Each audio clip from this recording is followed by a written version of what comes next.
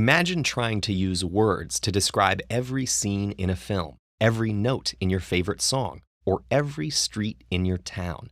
Now imagine trying to do it using only the numbers 1 and 0. Every time you use the internet to watch a movie, listen to music, or check directions, that's exactly what your device is doing, using the language of binary code. Computers use binary because it's a reliable way of storing data. For example, a computer's main memory is made of transistors that switch between either high or low voltage levels, such as 5 volts and 0 volts.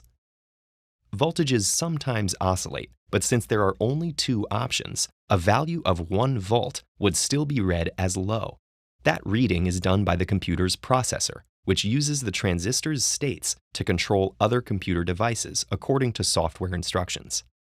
The genius of this system is that a given binary sequence doesn't have a predetermined meaning on its own.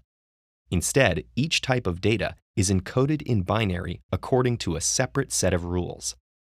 Let's take numbers. In normal decimal notation, each digit is multiplied by 10 raised to the value of its position, starting from 0 on the right.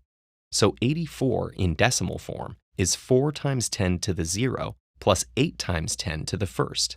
Binary number notation works similarly, but with each position based on 2 raised to some power. So 84 would be written as follows.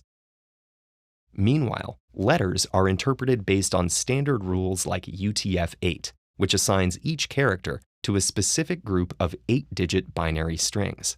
In this case, 01010100 corresponds to the letter T.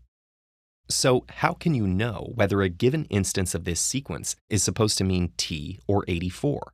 Well, you can't from seeing the string alone, just as you can't tell what the sound da means from hearing it in isolation. You need context to tell whether you're hearing Russian, Spanish, or English.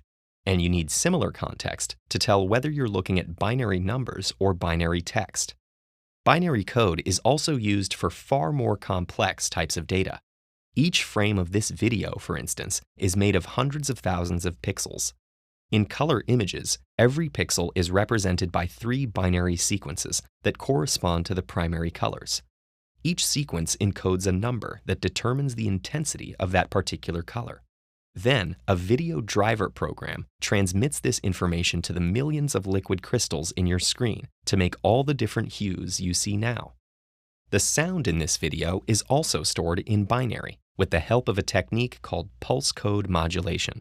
Continuous sound waves are digitized by taking snapshots of their amplitudes every few milliseconds. These are recorded as numbers in the form of binary strings, with as many as 44,000 for every second of sound. When they're read by your computer's audio software, the numbers determine how quickly the coils in your speakers should vibrate to create sounds of different frequencies. All of this requires billions and billions of bits, but that amount can be reduced through clever compression formats.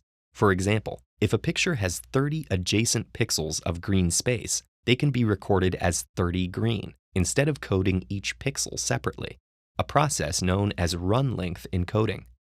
These compressed formats are themselves written in binary code.